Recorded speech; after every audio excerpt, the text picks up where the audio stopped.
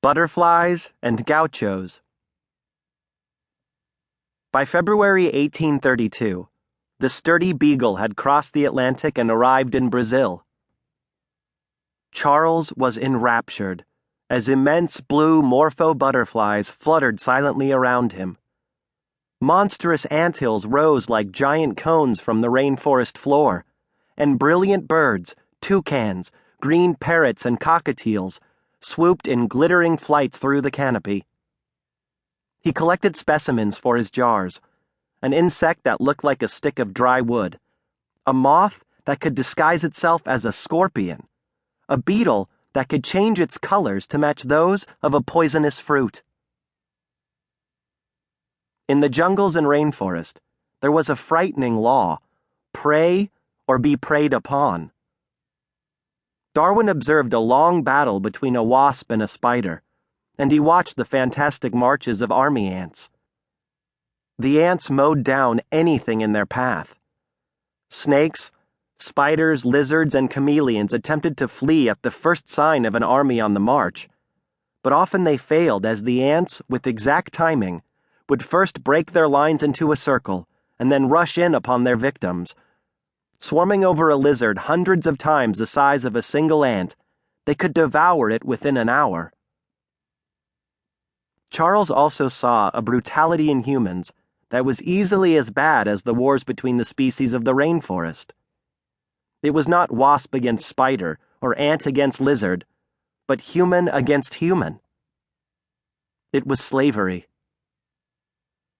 Staying on Brazilian plantations, he encountered firsthand the cruelty of masters to slaves. He wrote, "I thank God I shall never again visit a slave country. I have seen a little boy, 6 or 7 years old, struck thrice with a horsewhip, before I could interfere, on his naked head, for having handed me a glass of water not quite clean." Fitzroy felt differently about slavery. He felt that it was justifiable. He had seen more of the world than Darwin. Perhaps he was used to it. But Darwin knew that, no matter how far he traveled, he would never get used to seeing human beings bought and sold and cruelly treated. It was evil, and he told Fitzroy so. The captain, who had a fierce temper, did not like to be contradicted. The crew had nicknamed him Hot Coffee, because he often boiled over when he was angry. He was furious now. This was Darwin and Fitzroy's first big argument. Darwin was beginning to realize that he and Fitzroy were not the perfect match, and the test was about to come as they sailed south from Brazil along the eastern coast of Argentina toward the tip of the continent of South America, a region called Patagonia. At Punta Alta, a gravelly beach on the coast of Bahia Blanca in Argentina, Darwin made one of his greatest discoveries. Near the base of a cliff, he spotted some large fossilized bones emerging from the beach rubble: a tusk, a claw turned to stone, a huge carapace, unlike any bones he had ever seen. They were immense. He and an assistant set to work with a pickaxe. The bones were encased in a mixture of red mud, gravel, and seashells. The seashells were not those of extinct creatures, but instead identical to those he saw living on the beaches and in the shallow waters. Still, the shells had their origins in prehistoric times.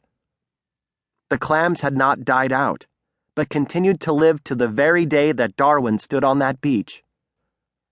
Yet, the strange bones that he had uncovered clearly belonged to creatures that no longer existed. Why had these animals died out when the clams had not? Darwin realized that his eyes were perhaps the first human eyes to have ever seen these bones. In all, there were fragments from at least 6 different animals.